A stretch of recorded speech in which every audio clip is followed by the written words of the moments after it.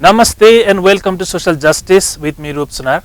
Ladies and gentlemen, in this program we try to look at contemporary socio-economic and political issues from social justice perspective. My guest today is Suraj Yengde. He is an academic activist and a noted public intellectual in the transnational movement. He is engaged in building solidarities among the marginalized groups in Global South. No doubt, he is an exceptionally passionate para-academic currently doing a postdoctoral fellowship at the Harvard Kennedy School, and he has numbers of publications in his name on the field of caste, race, ethnicity, and inter-regional labor migration in Global South. His writings have also appeared in several mainstream newspapers in India and across the globe. Recently, he has published a book entitled Caste Matters. This list is pretty long, but I want to cut it short and focus more on discussion. Please join me welcoming Mr. Yengde in this special episode. So, welcome to Social Justice. Thank you, brother Rup Sunar, and I'm equally delighted here to be in this. I've never heard of this enterprise called Indigenous TV, so seems like there is a social justice element to this. So I'm happy. Thank you for having me. At the very beginning, could you please share with us your academic journey so far? I am a lawyer. I have 2 degrees in law, and then I went to study my master's in law in England, Birmingham. And from Birmingham, I moved. I worked in the UN for some time in Geneva in the Human Rights Council, and then I decided to go to Africa to study the caste system among Africans. However, the research could not unfold the way I imagined, and so I studied labor immigration of the Indians in South Africa. And then I got a fellowship to go to Harvard, and for the past, this is going to be my 5th year, I'm at Harvard on various fellowships. Right now I'm at the Harvard Kennedy School.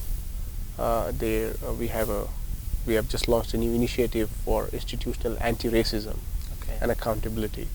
So I'm a fellow of that, and so we're going to do research on the institutionalized racism that we have, that is ingrained in various institutions, and try to see how it looks like if we apply an anti-racist lens, moving beyond the quotas or diversity. Okay.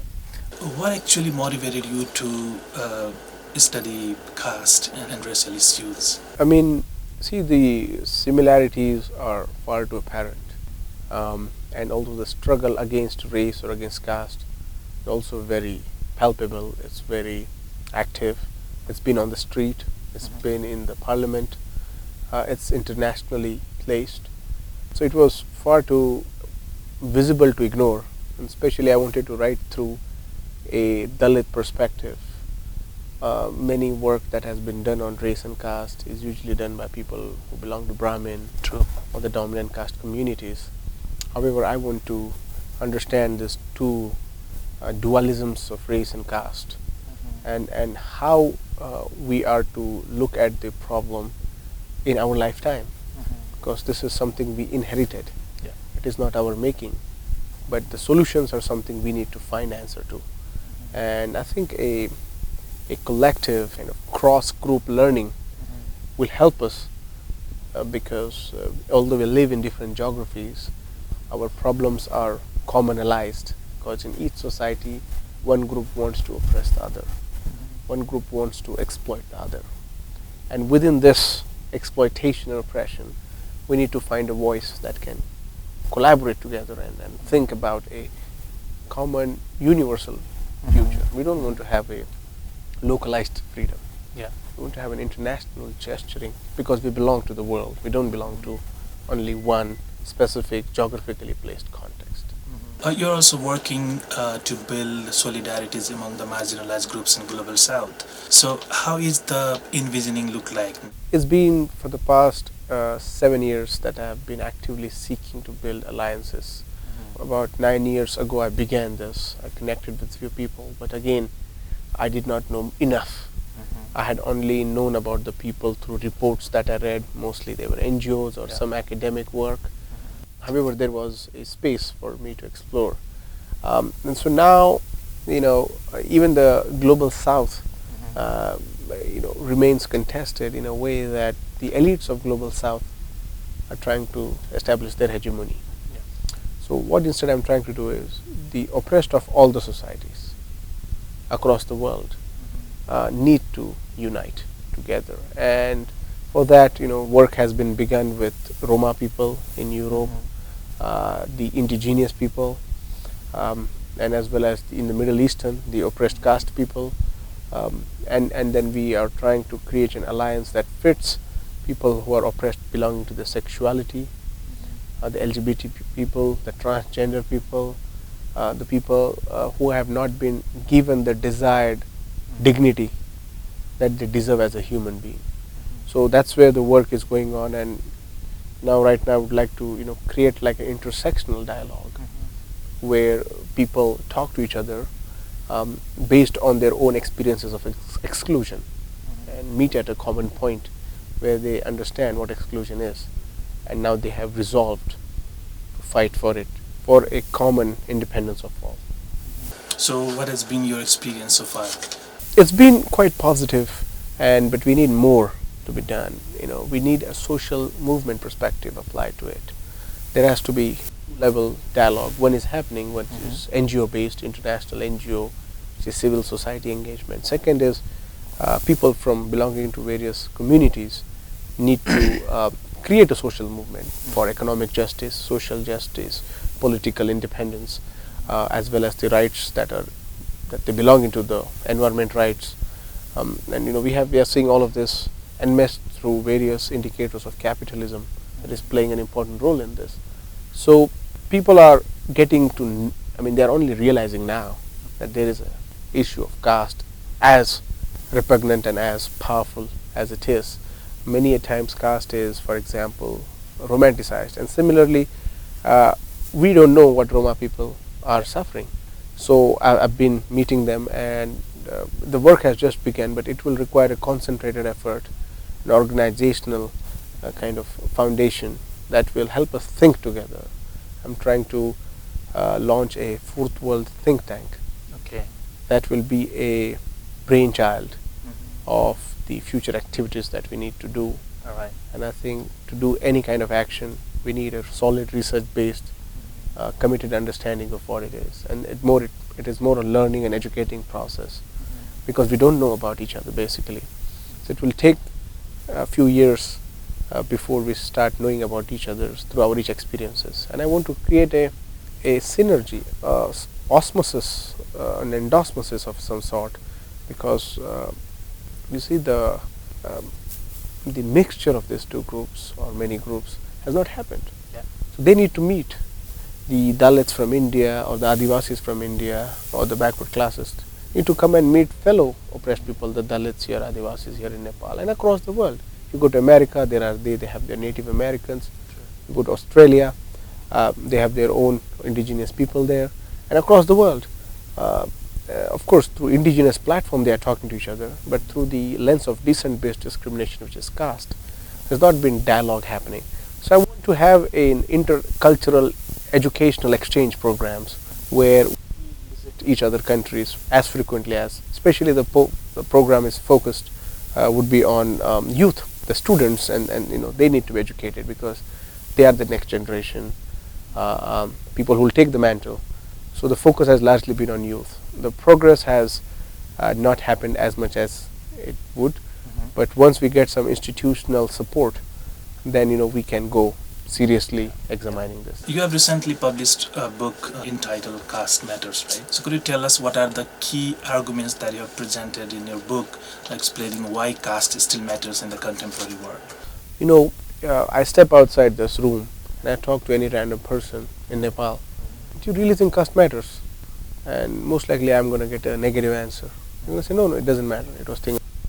And if I ask them, are you willing to give up your caste privileges? And they will say, it doesn't matter. This is my hard work. My family owned this. If I go to any politician and ask them to make a Dalit Prime Minister, they will be saying, why do we need a Dalit Prime Minister? We are Nepali people. These are the experiences I keep on getting wherever I go.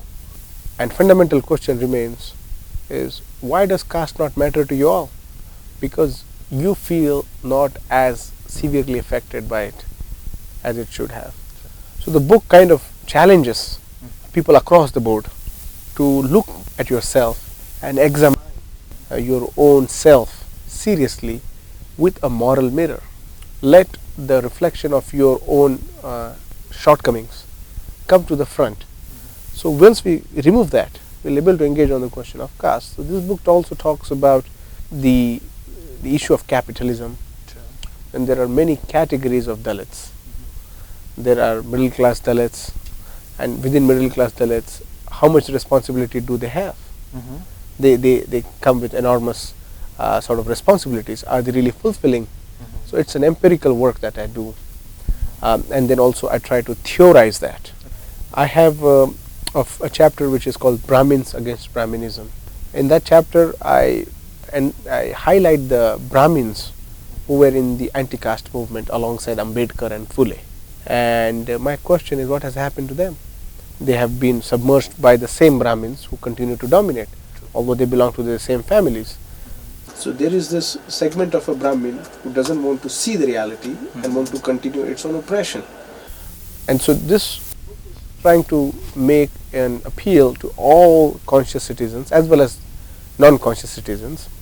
It is an invitation for us to meet and grapple with the 21st century problem which we have to wrestle collectively, which is caste.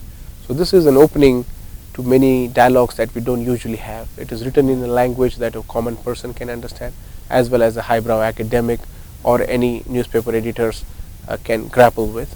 And it is a book that will show you a mirror. As you are turning the pages, you are literally turning the pages of your own life. And when you are seeing those reflections through the stories or through the narratives or through the theorizations of different contexts, you come to understand that this is something I need to pay attention to. So that's the attempt I try to do. Okay. In the casteist societies like ours, the governance structure is pretty much impacted by the caste system, right? So as an academician, how do you see the Dalit movement marching forward? See, one of the things is politics sits at the center. True. And until unless the Dalit movement captures the political institutions and draft and control the various policies for their own future, the change is not going to come. Or else it will be a mere tokenized representation of Dalit politics. If we need to make a sea change on a societal level, in a developing country like or underdeveloped, we don't know what category it falls, like in South Asian countries, state is a very important player. It is not, in a developed country, state becomes slightly irrelevant because the free market takes control of many things. But here we have to rely on the state. The state needs to be adjusted that will help emancipation of the oppressed people. Many times if state is ruled by the oppressed people who have been historically dominating, they use state as a vehicle to continue and legitimize their oppression. So we have to challenge that status quo also, and we have to maybe refigure and configure how we are to see our future and our present through the existing mechanisms that we have at our place. And the best way is to engage with the constitutional values that promise equality, that promise justice, and has it been really seeing its light? These are the questions that the Dalit as well as other oppressed communities need to collectively talk, think and act on. Okay. So can you highlight some strategic choices that the movement took in the past that led us to this situation or this stage? The Dalit movement. Yes. For example, in India, yes, you see, Ambedkar was a very important figure for Dalits because he politicized the Dalit constituency, which erstwhile was not considered political enough or important enough. They were considered, because they were the servants, they were the landless laborers, they were the subjects of the feudal lords. Sure. But Ambedkar made them equal citizens.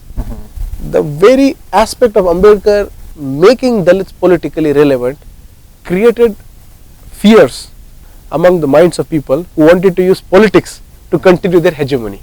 So Ambedkar saw that, and because of that he made sure Dalits remain central to various issues that we talk about in society, or else it would have been irrelevant.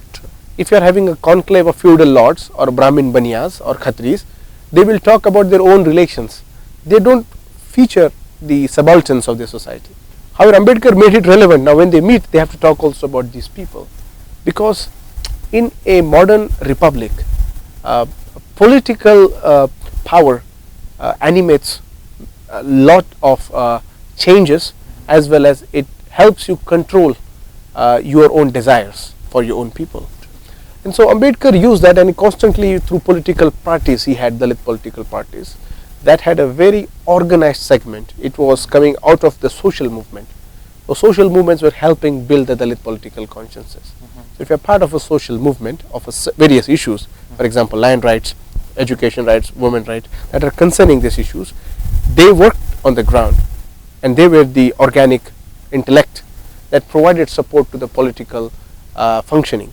And then that was reflected in the constituencies, in the constituent assemblies that he was part of, or in the legislatures that he was in, the assemblies, where he could talk about these issues prominently. And that's why we have active constitutionally mandated reservation policy in India, which is, of course, now with the emergence of a right-wing Hindutva government, it has created its own challenges. But again, we have a constitutional right.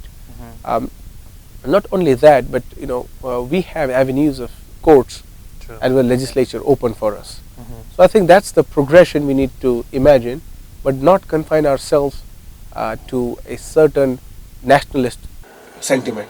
Okay, I even come to that point. Like, on the one hand, Dalits are struggling to fight against the state-imposed restrictions, and on the other hand, there is new phenomenon emerged, which is nationalist sentiments, right?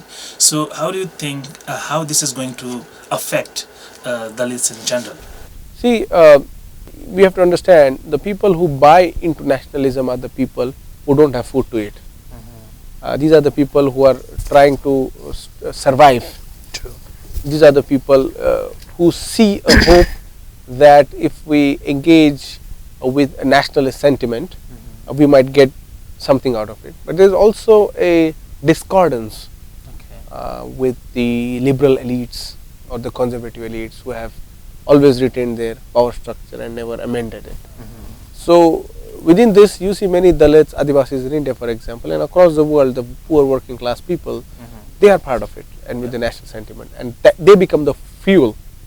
So they are literally attacking other people who belong to the same caste. For example, in the struggle in Maoism in India, the Naxalite movement, the police officers who they recruited are Adivasis, and the ones who they are shooting, the Naxalites, are also Adivasis. It's just that they are placed in different power brackets, in different institutional setups. So when we see this, we need to identify that actually the people of certain background are dying, and so the nationalist sentiment has its expiry date. It's going to expire at some point. It's not going to continue, because once the aim is achieved of a certain political ideology, they will give up that. But people's lives will be destroyed in this.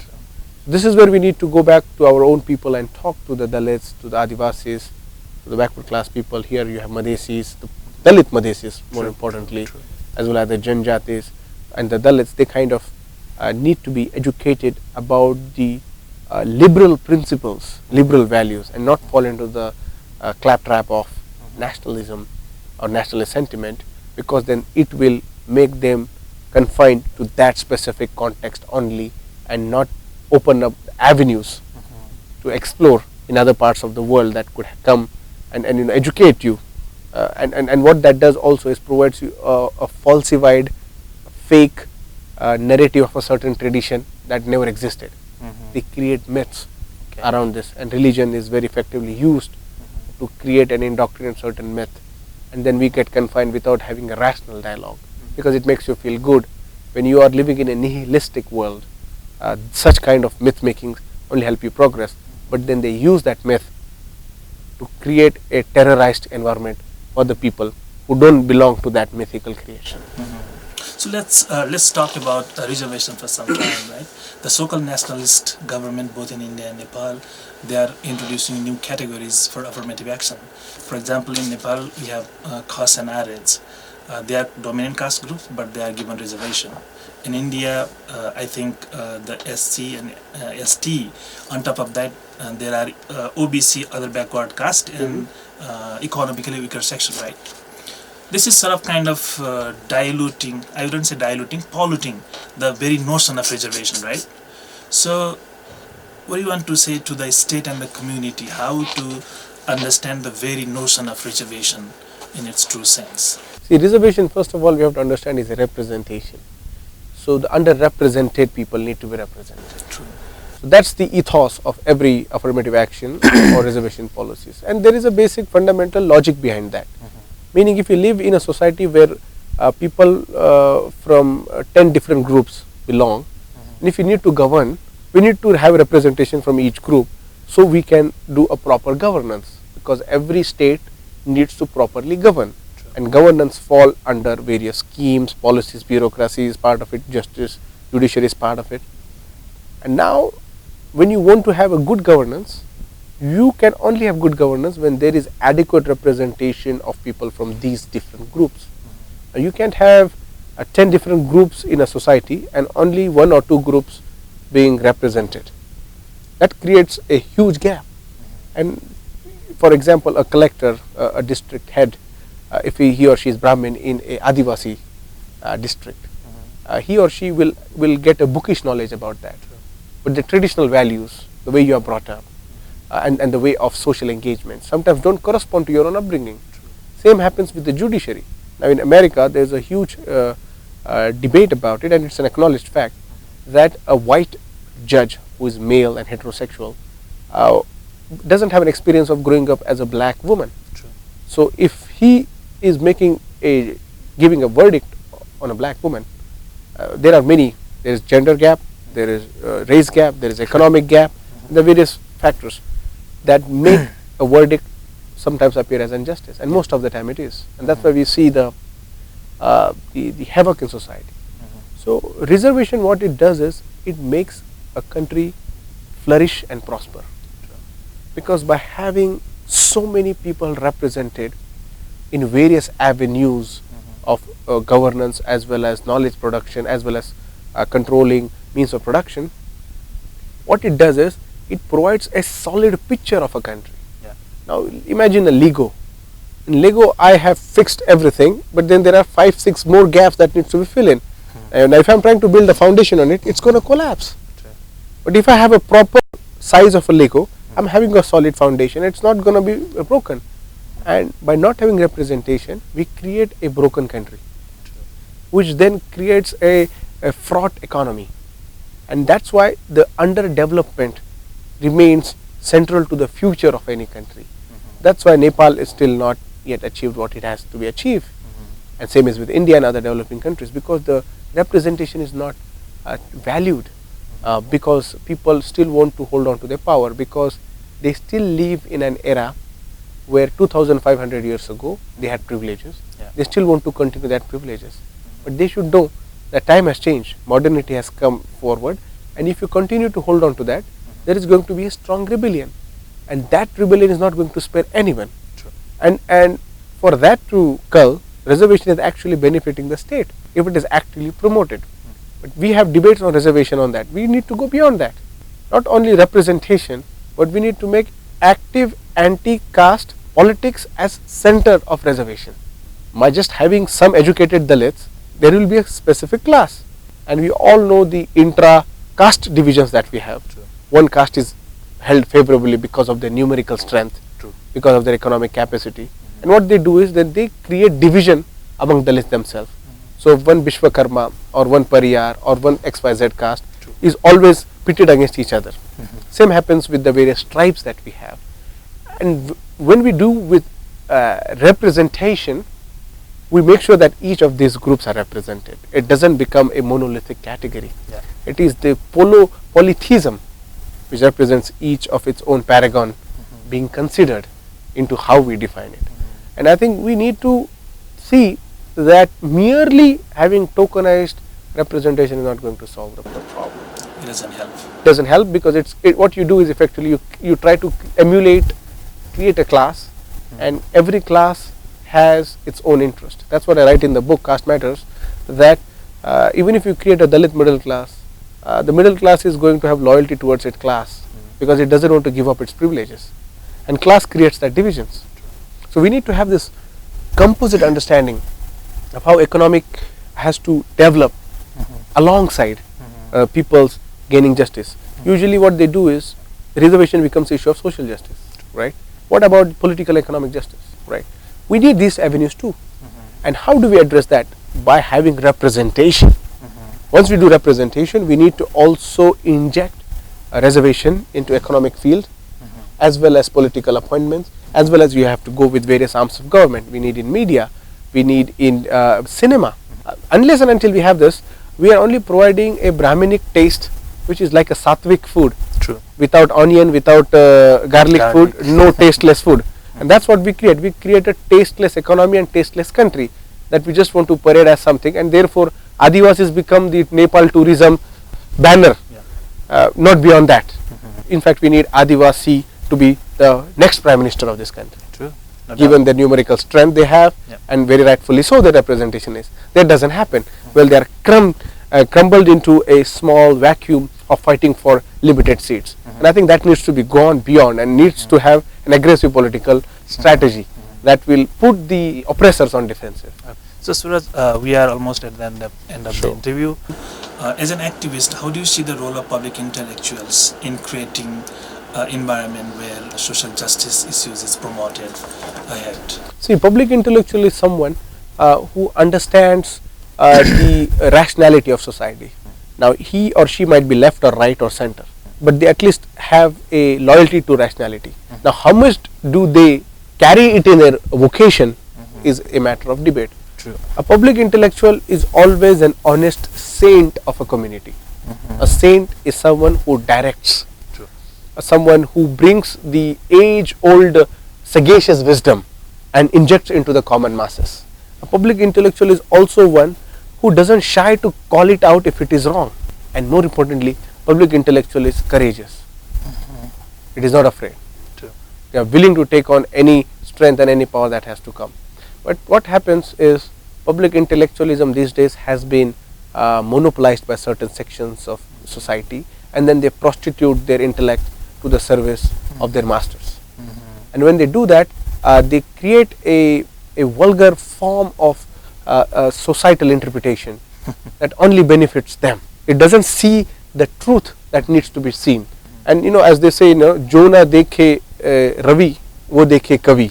What sun can't see, a poet can see. Poet is a public intellectual. Artists are public intellectuals. The cultural artists and cultural interpreters of our society are public intellectuals. Let not public intellectual be the hegemony and the monopoly of university or think tank or editor based bunch of educated people. Public intellectual is also someone who is not educated but been grown and groomed into an ideology that adheres to certain values that has made them strong. And these are the people that we need to tap onto. Public intellectuals not sometimes may wear suits or a kind of modern clothing, but these are the people, they carry responsibility. But what happened is, when you play with power, you get seduced. And when you try to get seduced, you want to make sure that your individual future is secure. And your individual agenda, you try to promote through your writings or public debates on TV as a public. And what then that does is, that creates a mono-nationalism. And that nationalism is usually targeted at the minority communities, creating division among the working class people. So here it is an opportunity for public intellectuals to become the Voltaires of this society, to become the Plato, to become the Buddha, to become the ideal interpreters of society who have made a mark on history and they still remain relevant. Now the question remains, do you want to be recognized and be in the annals of history as someone who has contributed to peace, love, justice, equality, or as someone who has created a wrath of war across the world? And we know how we treat Hitler and Mussolini likes today. and how we treat the people who are like Ambedkar and the people of the progressive values today. We just need to find that difference. Yeah, I agree. Now I've got a final question for you. What would be your piece of advice for young generation who look up to you for inspiration and guidance in terms of their life and career and their social obligation?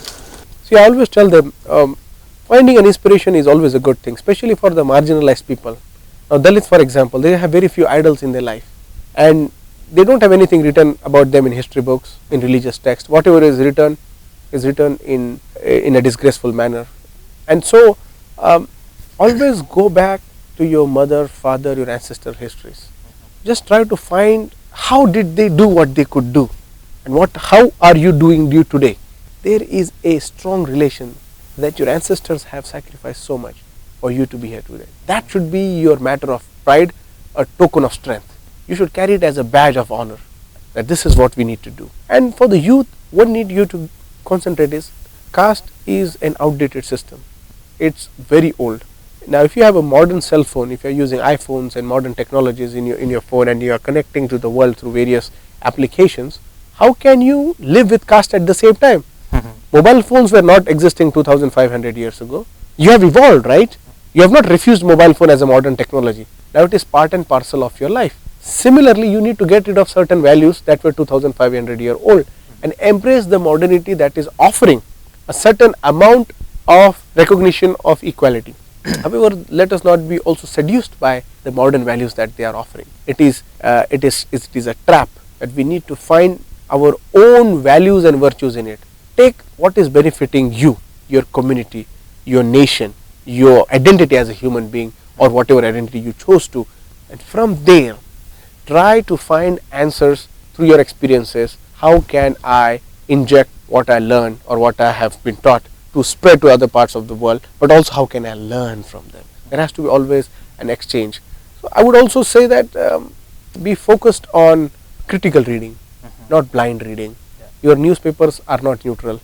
Your media is not neutral. It is always biased. It is going to be biased because there is always an individual or a system that is there to promote their own vision. So always look at everything with an extreme critical lens. Unless if you do that, you will see the peril at your own hands. True. Thank you so much. I really enjoyed talking to you. Despite your tight schedule, you made this interview possible. Thank you so much. Thank you, Rup. It's been a pleasure and honor. I look forward to more of such conversations.